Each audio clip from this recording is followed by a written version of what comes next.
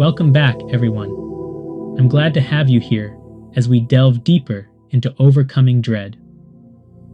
If you participated in our guided meditation this week, we discussed how dread can subtly arise from fears of the unknown, failure, or rejection, often becoming overwhelming.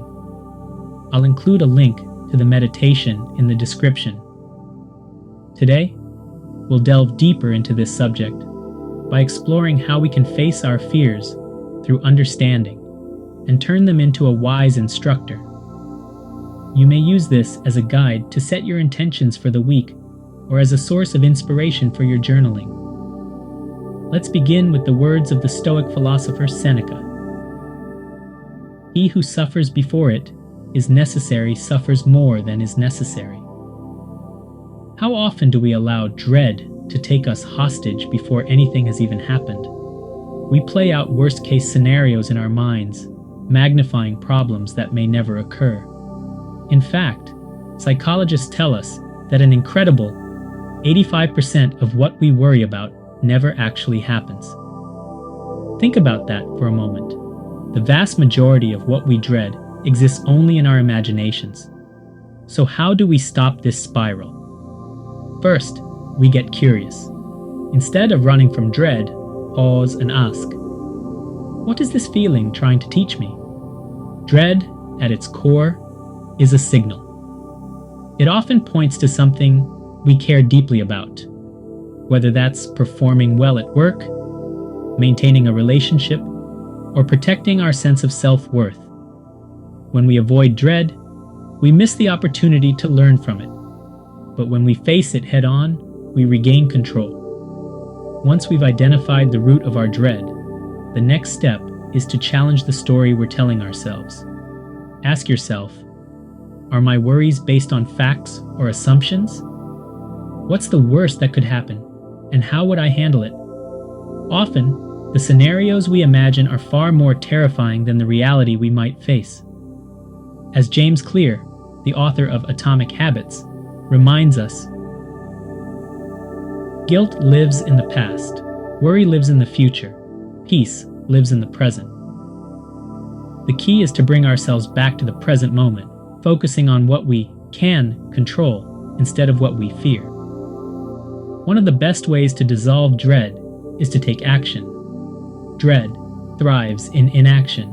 It feeds off the unknown. But the moment you start to move, even if it's just one small step, dread begins to lose its grip. For instance, if you're dreading a tough conversation, start by jotting down the key points you want to express.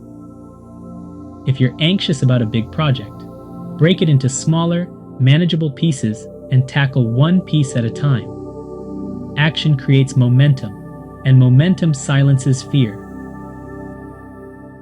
Here's another powerful tool: reframing.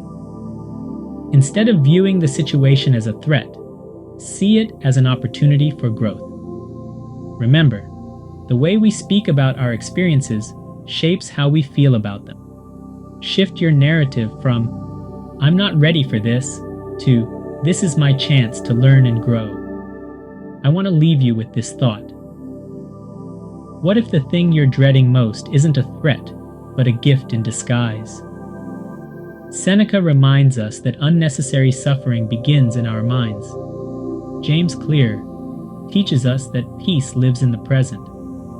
What would it look like to stop fearing the future and instead embrace it with curiosity and courage?